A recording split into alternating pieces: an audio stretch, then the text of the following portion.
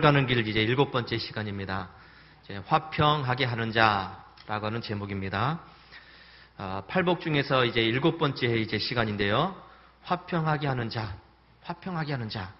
그래서 이 화평하게 하는 자는 전체 이제 팔복 중에서 가장 최고의 정점에 있는 복이라고 할 수 있습니다. 이 8가지 복 중에서 마지막 8가지 복이 최고가 아니라 7번째 복. 이 화평하게 하는 자가 어떻게 보면 최고의 복이라고 할 수가 있습니다. 지금까지 6가지 복을 살펴보면 이 복들은 다 어떤 존재가 될 것인가에 대한 내용이에요. 그래서 심령이 가난한 자가 되고 애통하는 자가 되고 온유한 자가 되고 또 의에 줄이고 목마른 자가 되고 그리고 긍휼히 여기는 자가 되고 마음이 청결한 자가 되라. 이 6가지 복이고요. 7번째 복은 이제 어떻게 살아야 될 것인가. 이렇게 살아라 라고 하는 복이 바로 7번째 복입니다. 그 어떻게 살아라고 하는 것이 바로 뭐냐면 화평하게 살라는 것이죠. 이것이 바로 우리의 어떻게 보면 최고의 목표라고 할 수도 있습니다. 왜 이것이 우리의 최종 목표가 되냐면 바로 예수님이 이 세상에 평화의 왕으로 오셨기 때문입니다. 그리고 그 평화를 위해서 그 평화를 이루신 분이죠. 평화의 왕이시고 그 평화를 이루신 분이기 때문에 우리의 최종 목표가 바로 이 평화에 있어야 된다는 것입니다. 성경은 그래서 하나님을 평강의 왕이라고, 평강의 하나님이라고 이렇게 부르고 있고 예수님을 평강의 주 이렇게 부르고 있습니다. 또 십자가로 하나님과 인간, 또 사람과 사람 사이에 평화를 이루시고 그 평화를 전하셨다고 말씀합니다. 또 그가 징계를 받음으로 우리가 평화를 누리고 이렇게 이사야서에서 이제 말씀을 하고 있습니다.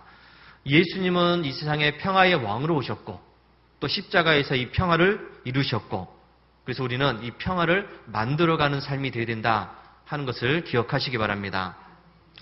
이렇게 평화를 이루신 주님께서는 우리에게 이렇게 말씀하십니다. 서로 화목하라. 바로 이 화목이 평안입니다. 평화고 평강입니다. 또 그러므로 하늘에 계신 너희 아버지의 온전하신과 같이 너희도 온전하라. 이 온전하라라는 말씀이 바로 평화를 이루라는 말씀입니다. 그래서 우리가 평화를 이렇게 이루어가는 삶을 살아갈 때 하나님께서는 우리에게 의의 열매를 맺게 해주신다라고 말씀합니다. 야고보서 3장 18절 말씀에 화평케 하는 자들은 화평으로 심어 의의 열매를 거두느니라. 여러분 이 의의 열매가 뭐냐면 구원받은 사람들이 받을 수 있는 모든 좋은 것들을 다 이야기해요. 의의 열매는 이거다 저거다 이렇게 얘기하는 것이 아니라 구원받은 사람이 받아서 누리고 살아갈 수 있는 모든 좋은 것들, 하나님이 우리에게 주실 수 있는 모든 좋은 것들이 바로 이 의의 열매입니다. 자, 여러분 화평케 하는 자, 화평하게 하는 자는 완전히 성화된 사람이라고 할 수 있습니다. 웨슬리 목사님이 말씀하시는 최종 성화의 단계가 바로 화평케 하는 사람입니다. 그래서 가장 높은 신앙의 단계예요. 그야말로 모든 것을 다 통달한 사람. 그리고 속된 말로 얘기하면 이제 하산해라. 하산해도 되는 사람. 이 사람이 바로 이제 화평케 하는 사람입니다. 그래서 여러분 이 화평케 하는 사람이 있는 곳에는요. 또 화평케 하는 사람들이 가는 곳마다 갈등과 분쟁과 다툼이 사라집니다. 왜요? 가는 곳마다 화평케 하기 때문이죠. 네가 잘났느니 내가 잘났느니 싸우지 않는 것. 이게 바로 화평케 하는 사람입니다. 시기하는 마음, 미워하는 마음도 없고요. 다른 사람을 향해서 험담하거나 비난하지도 않습니다. 어떻게 해서라도 그 갈등이 있는 곳, 분쟁이 있는 곳, 다툼이 있는 곳을 해결하고 또 서로서로의 이 화평을 유지시키는 역할을 하는 사람이 바로 화평케 하는 사람이에요. 자, 그러면 어떻게 해서 이 화평케 하는 사람이 이렇게까지 할 수 있나? 어떻게 해서 이렇게 가는 곳마다 갈등과 분쟁과 다툼을 해결하고 그 화평을 유지하게 할 수 있는가? 여러분 다른 게 아닙니다. 이 사람은 그동안에 6단계를 다 이루었기 때문이에요. 6가지의 복을 이루었기 때문입니다. 즉 화평케 하는 사람은 자기 영의 빈곤함을 압니다. 자기가 어떠한 사람인 것을 압니다. 어떠한 존재인 것을 알죠. 그래서 하나님 앞에 늘 통회의 눈물을 흘립니다. 안타까운 마음으로 가슴을 찢는 마음으로 하나님 앞에 통회의 눈물을 흘리죠. 자기의 무가치성, 더러움과 악함을 생각하면서 하나님 앞에 그 고통의 눈물을 흘리고 그리고 양심의 눈물을 흘리는 사람입니다. 그래서 그는 온유한 자로서 하나님의 뜻에 겸손하게 순복하게 되고요. 또 자기를 적대시하고 또 달려드는 그 사람에게까지도 인내로서 감내하는 사람입니다. 그는 사랑의 마음으로 다른 사람에게 도움의 손길을 뻗치는 사람이죠. 그는 다른 사람을 너그럽게 대하고 사랑하면서 베풀어주는 사람입니다. 그는 때로는 이 고통스럽기까지 한 모든 단계들을 다 통과해서 이제 마음이 청결해졌기 때문에 하나님을 볼 수 있는 그 복을 누리는 사람입니다. 이렇게 화평하게 하는 사람은 신앙의 모든 준비 과정을 다 거쳤기 때문에 신앙적인 완성을 이루었다는 것이죠. 그래서 어디에서든지 누구에게든지 화평을 만들어낼 수 있는 그 힘이 있습니다. 자, 여러분, 저와 여러분들은 이런 화평의 단계를 반드시 이루어 나가야 된다는 사실을 잊지 마시기 바랍니다. 이 단계까지 가려고 우리가 애를 써야 된다는 것이죠. 자, 그렇다면 이제 우리는 무엇과의 화평을 이루어야 되는지, 어디에서 화평을 이루어야 되는지를 생각해야 됩니다. 자, 첫 번째, 우리는 먼저 하나님과 화평을 이루는 사람이 되어야 됩니다. 자, 여러분, 세상에서 일어나고 있는 갖은 문제들, 고통들, 어려움들, 이 분쟁들, 이것이 어디에서부터 출발을 하느냐? 왜 이런 갈등과 분쟁과 모든 더러운 일들이 일어나고 이런 아픔들이 일어나는가? 그것은 바로 하나님과의 관계가 바르지 않기 때문이에요. 하나님과의 관계에 문제가 생겼기 때문에 이렇게 고통이 생기고 어려움이 생기고 갈등이 생기고 이런 분쟁이 생겨나는 것입니다. 즉 인간의 죄악으로 인해서 하나님과 인간 사이에는 올바르지 못한 관계가 되었죠. 끊어진 관계가 되었다는 것입니다. 하나님과 우리 사이에는 막힘없이 소통하는 관계가 되어야 되는데 이 하나님과 우리 사이에는 이 죄악이라고 하는 이 벽이 생겨나게 되었습니다. 이 벽 때문에 인간은 하나님께로부터 오는 모든 풍성한 것들을 받을 수 없게 돼요. 고통과 저주만이 가득하게 되었습니다. 그래서 여러분, 이 하나님과 인간 사이에 있는 이 벽은, 이 죄악의 벽은 바로 사람이 넘을 수 없는 통곡의 벽이 되었습니다. 이 벽을 없앨 수 있는 방법이 없어요. 사람으로서는 이 벽을 넘을 수가 없습니다. 왜요? 사람 자체가 바로 죄인이기 때문에. 죄인이 이 죄를 해결할 수 있는 방법은 없습니다. 아무리 재주가 좋고 또 인품이 훌륭하고 뭐 능력이 출중하다고 할지라도 죄악의 벽은 인간이 넘을 수 없는 한계의 벽입니다. 그러면 이 벽은 어떻게 넘을 수 있습니까? 이 벽은 오직 예수 그리스도만이 넘을 수가 있습니다. 예수님께서 이 벽을 이미 제거하셨다는 것이죠. 너무나도 감사하게도 우리가 넘을 수 없는 그 벽을 예수님은 2000년 전에 이 벽을 이미 없애주셨습니다. 십자가에서 피 흘려 죽으시고 다시 살아나셨기 때문에 하나님과 우리 사이의 이 막힌 담이 무너졌습니다. 에베소서 2장 14절 그는 우리의 화평이신지라 둘로 하나를 만드사 원수된 것 곧 중간에 막힌 담을 자기 육체로 허시고 또 십자가로 이 둘을 한 몸으로 하나님과 화목하게 하려 하심이라 원수된 것을 십자가로 소멸하셨다.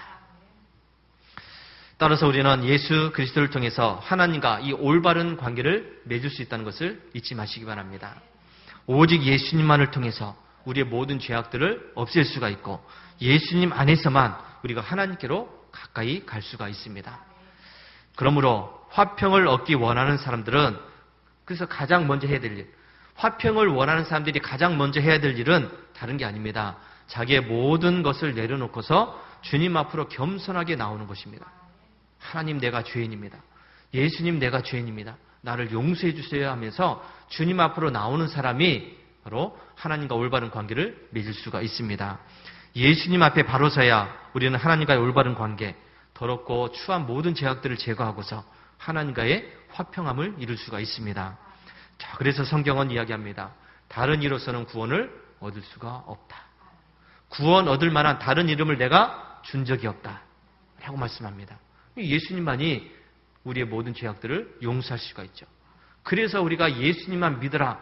예수님만이 길이다. 이렇게 이야기하는 겁니다.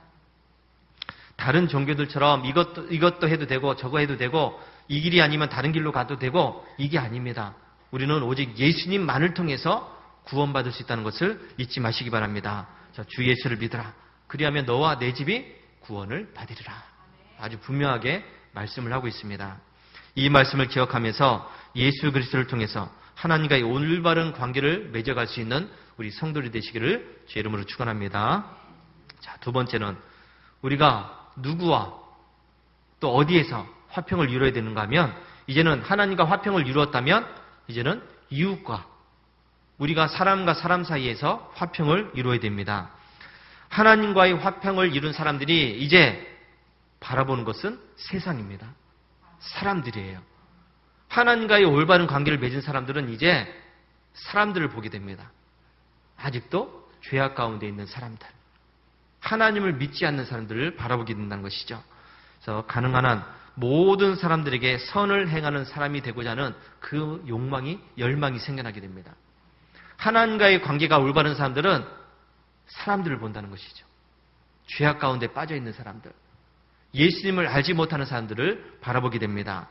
자, 여기에서 이제 모든 사람들에게 우리가 선을 행하고자 하는 그 마음이 생긴다고 그랬는데, 모든 사람의 범위가 어디냐면요, 모든 사람, 이거는 나를 지지해주고 나에게 잘해주고 나를 인정해주고 나와 가까운 사람들 뿐만 아니라 나를 반대하는 사람들, 나에게 험담하는 사람들, 나를 비난하는 사람들, 나를 원수같이 여기는 사람들, 그런 사람들까지 다 포함이 됩니다. 모든 사람들에게 선을 행하고자 하는 그 마음이 생겨나는데, 나에게 잘해주는 사람만이 아니라 나를 반대하고 나를 헐뜯고 나를 적대시하는 그런 사람들까지도 다 포함이 되는 것이죠. 그래서 나에게 잘해주는 사람뿐만 아니라 나에게 돌을 던져대는 사람들까지도 화평을 이루고자 하는 그 마음이 생겨나게 됩니다. 자, 그러면 왜 이 사람이 이렇게까지, 원수까지도 그렇게 화평하고자 하는 마음이 갖게 되느냐? 그건 다른 게 아닙니다. 하나님께로부터 착하고 충성된 종아, 잘하였도다, 이 한마디를 듣기 위해서입니다. 하나님과 바른 관계가 맺었기 때문에 이제는 하나님을 의지하게 된다는 것이죠. 하나님을 바라보게 됩니다. 그래서 화평하게 하는 사람은 이제는 하나님께 관심이 집중이 되게 돼 있어요. 하나님께 관심이 있습니다.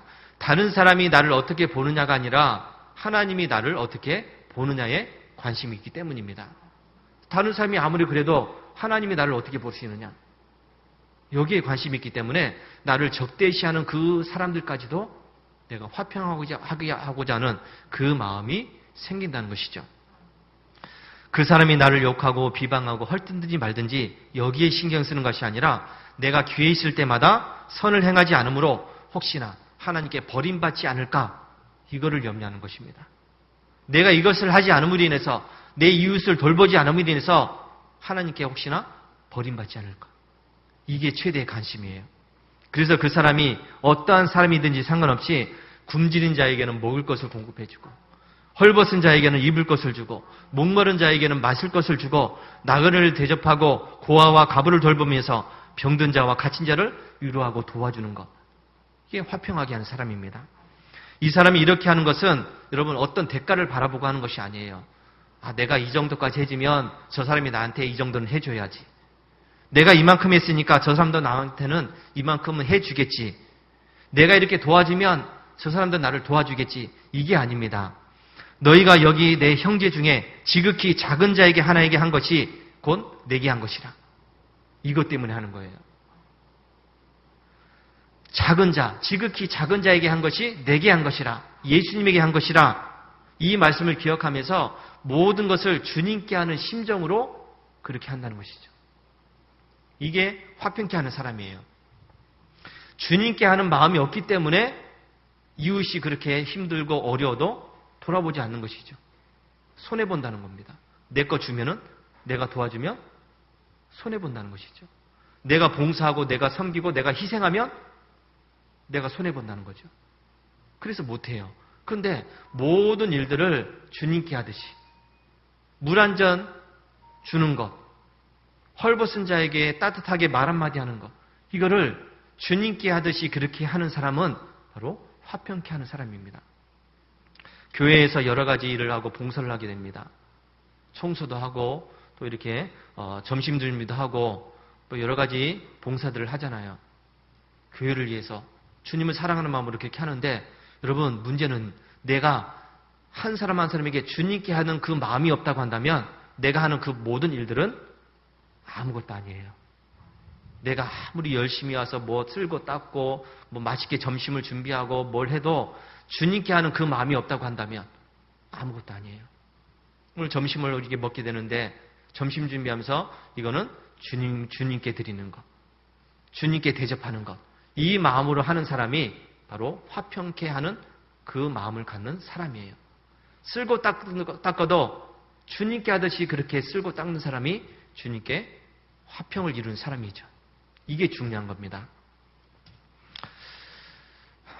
화평케 하는 사람은 그래서 여러분 하나님의 은혜를 아는 사람이 할 수 있어요. 하나님의 은혜를 아는 사람만이 할 수 있습니다. 하나님은 우리에게 한량없는 은혜를 베풀어 주셨습니다. 우리가 은혜 받을 만한 능력이 되고 자격이 되고 또 내가 그만큼 했기 때문에 하나님께서 우리에게 은혜를 주시는 것이 아니라 우리는 아무런 가치도 없고 버림받고 쓸모없는 그런 존재들이지만은 하나님께서는 우리를 너무나 사랑하셨기 때문에 우리를 너무나 사랑하시기 때문에 그런 은혜를 베풀어 주시는 것이죠.